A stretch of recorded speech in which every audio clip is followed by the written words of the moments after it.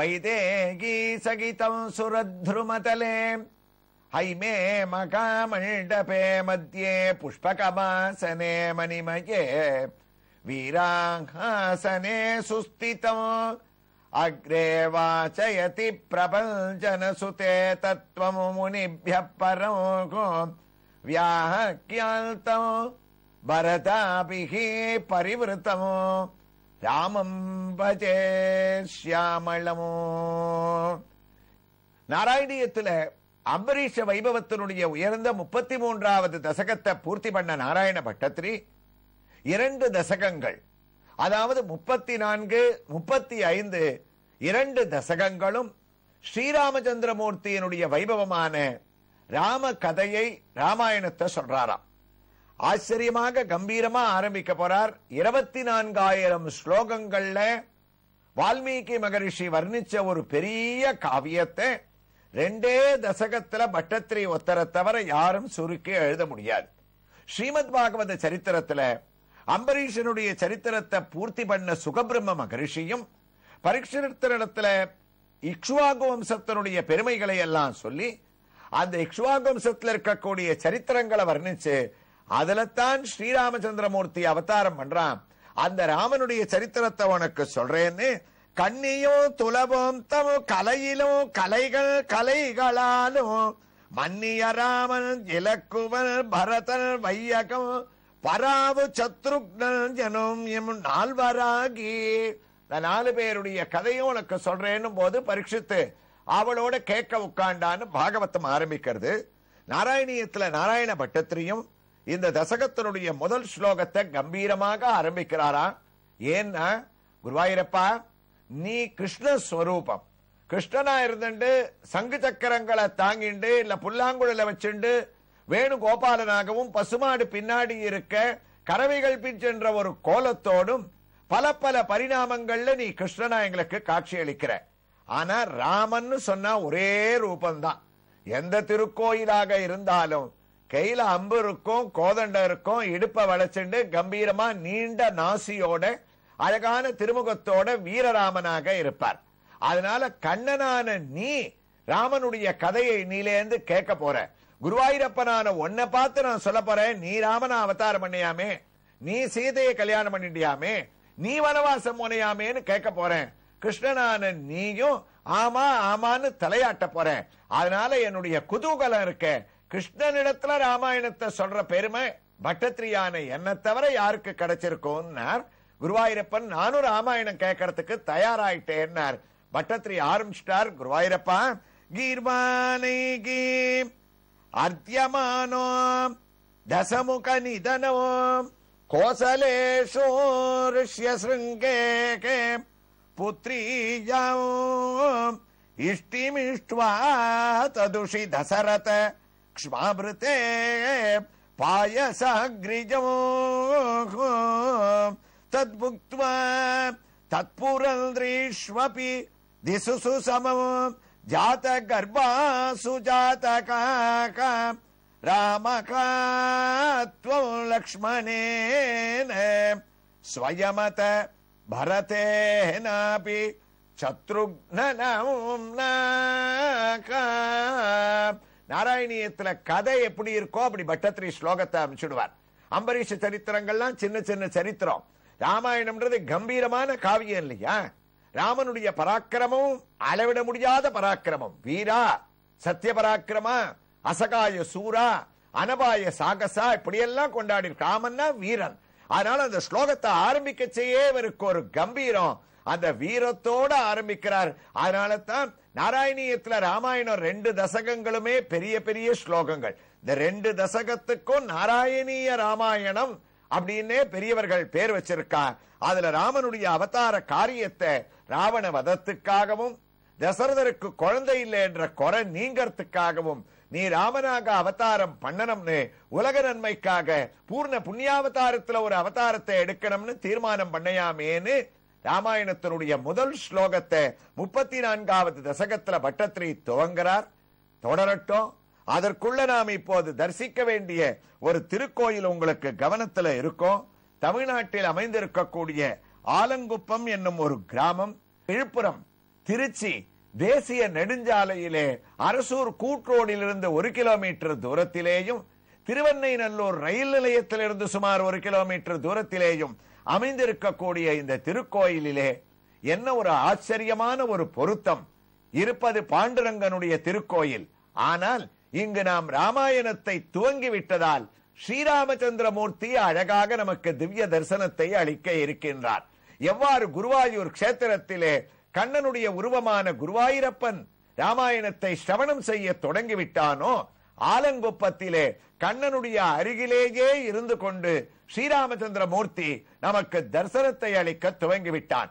இதோ ஆச்சரியமான ஒரு திவ்ய தரிசனம். ராமன் என்ற அந்த ஒரு கம்பீரத்திற்கு ஏற்ப உயர்ந்த பீடத்தின் மேல் ஆச்சரியமாக நின்ற திருக்கோலத்திலே காட்சியளிக்கக்கூடிய ஸ்ரீராமச்சந்திரமூர்த்தியினுடைய ஆபரணங்கள், அலங்காரங்கள் நம்மை பக்தியோடு இங்கே பிரமிக்க வைக்கின்றது.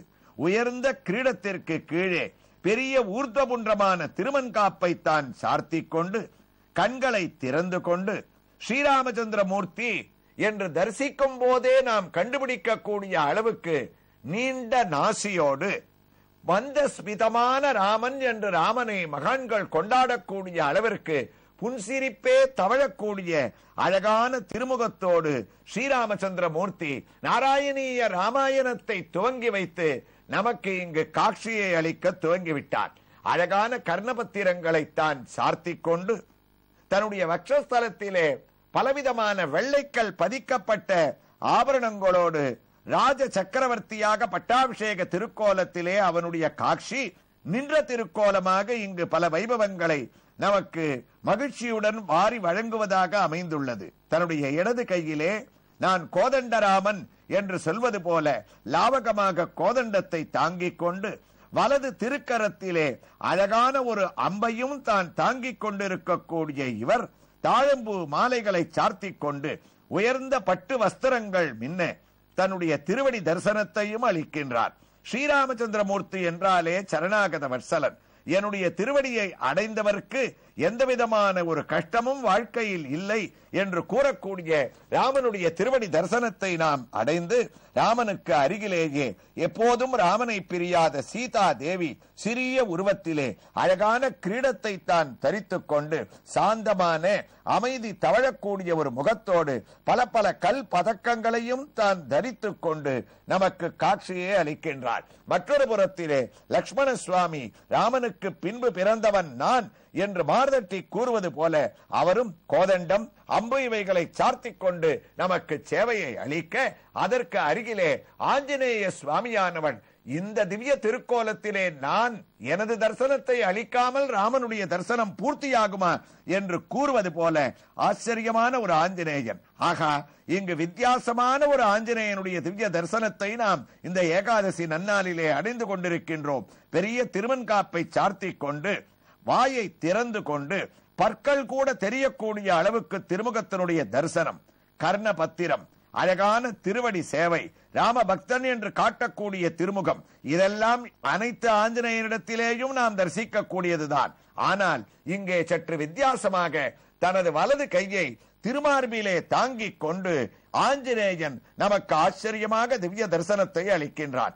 எதற்காக ஆஞ்சநேயன் தன்னுடைய திருக்கைகளை தன்னுடைய திருமார்பிலே தாங்க வேண்டும்? இதோ என்னுடைய ஹிருதயத்திலே இந்த ஸ்ரீராமச்சந்திர மூர்த்தி நீங்கள் தரிசித்த ரூபத்தோடு எப்போதுமே என்னுடைய ஹிருதயத்தில் ஆவாகனமாகி இருக்கிறார், இங்குதான் ராமன் இருக்கின்றான் என்று நமக்கு உணர்த்துவது போல தன்னுடைய மார்பிலே கையை வைத்துக் கொண்டு காட்சியளிக்கக்கூடிய ஸ்ரீராமச்சந்திர மூர்த்தியினுடைய ஆச்சரியமான ஆஞ்சநேயனோடு கூடிய திவ்ய தரிசனத்தோடு நாராயணீயத்தின் 34வது தசகத்திலே முதல் ஸ்லோகத்திற்கு நாம் திரும்பிவிட்டோம். பட்டத்திரியும் தொடருகின்றார். குருவாயூரப்பா, புத்ரீயாம் இஷ்டிமிஷ்ட்வா ததுஷித சரத க்ஷ்மா ப்ருதே பாயசக்ரிஜம். ராமாயணத்துக்கு என்ன அழகுன்னா, வால்மீகி மகரிஷிக்கு நாரதர் பிரம்மா 2 பேரும் ராமாயணத்தை உபதேசம் பண்ணி ராமாயணத்தை 24,000 ஸ்லோகங்களாலே எழுதினார். பட்டத்திரி ஆரம்பிக்கச்சேயே சொன்னார், ராமனிடத்துல நாம் கற்றுக்கொள்ள வேண்டிய விஷயங்கள் ராமாயணத்துல கீர்வானேர் அர்த்தியமானோ, நாம் அறிய வேண்டிய விஷயங்கள் நிறைய இருக்கா. நம்மாழ்வாரும் ராமாயணத்தினுடைய சுருக்கம் என்னன்னா, 24,000 ஸ்லோகத்தை 2 தசகமா சுருக்கினார் நாராயண பட்டத்திரி. ஆனா ஆழ்வார் ஒரே வரியில சொன்னார், கற்பார் ராமபிரான எல்லால் மற்றும் கற்பரோ. இதுதான் ராமாயணமா. ஏதாவது ராமாயணத்துல நம்ம கத்துக்கணும்னா கத்துக்க வேண்டிய பாடம் என்னன்னா ராமனிடத்திலேருந்து நம்ம தெரிஞ்சுக்கலாம். அப்படி பலவிதமான உபதேசங்களை மட்டும் நமக்கு செய்வதற்காக அவதரிக்காமல் அனுஷ்டானத்திலேயும் தன்னுடைய வாழ்க்கையினுடைய நடைமுறையிலேயும் தான் நடந்து காட்டுவதற்காக அவதரித்தவன் ஸ்ரீராமச்சந்திர மூர்த்தி. அவன் அவதரிச்சதோட காரணத்தை பட்டத்திரிய ஆரம்பிச்சிருக்கார். கோசல தேசத்தினுடைய தலைநகரான அயோத்தியில பரிபாலனம் பண்ணிட்டு இருந்த தசரத மகாராஜாவுக்கு 3 மனைவிகள், கௌசல்யை, சுமித்திரை, கைகேயின்னு. அவருக்கு வைதீகமான வசிஷ்டர் என்ற குலகுரு ஒரு மகரிஷி, லௌகீகமாக சுமத்ரர் என்ற ஒரு மகரிஷி, பக்தியே கமழக்கூடிய உயர்ந்த அயோத்தி வாழ் ஜனங்கள். இந்த இக்ஷ்வாகு வம்சத்திற்கு தசரத மகாராஜாவிற்கு அங்கு இப்போது நாம் பூலோக வைகுண்டம் என்று திவ்ய கஷேத்திரங்களிலே முதல் கஷேத்திரமாக ஸ்ரீரங்கத்திலே தரிசித்துக் கொண்டிருக்கக்கூடிய ரங்கநாத பெருமான் இந்த இக்ஷ்வாகு வம்சத்திற்கு குலதெய்வமாக அயோத்தியிலே திருக்கோயில் கொண்டு அமைந்திருக்க, இந்த ஒரு ஆச்சரியமான சூழ்நிலையில குருவாயூரப்பா தசரதர் பரிபாலனம் பண்ணிட்டு இருக்கார். யாருக்கும் எந்த விதமான குறையும் இல்லை.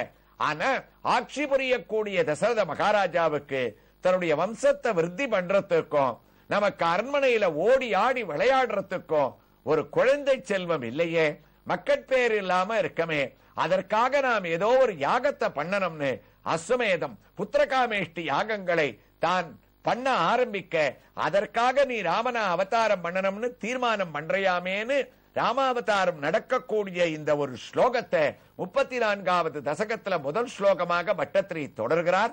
எவ்வாறு தொடர்கிறார் என்ற ஒரு வைபவங்களை ஆலங்குப்பத்தில் கோயில் கொண்டிருக்கக்கூடிய ஸ்ரீராமச்சந்திரமூர்த்தியின் திவ்ய காரத்தியோடு நாம் உத்தரவு பெற்றுக்கொண்டு தமிழ்நாட்டில் தஞ்சாவூர் மன்னார்குடி மார்க்கத்தில் அமைந்திருக்கக்கூடிய பிரசித்தி பெற்ற வடுவூர் கஷேத்திரத்தில் ஸ்ரீராமச்சந்திரமூர்த்தியின் திவ்ய தரிசனத்தோடு நாராயணியத்தின் அடுத்த பகுதியிலே தொடர்ந்து கேட்கலாம். ஸ்ரீ கிருஷ்ணாய துப்யம் நமகா. நாராயணா ஸ்ரீமன்னா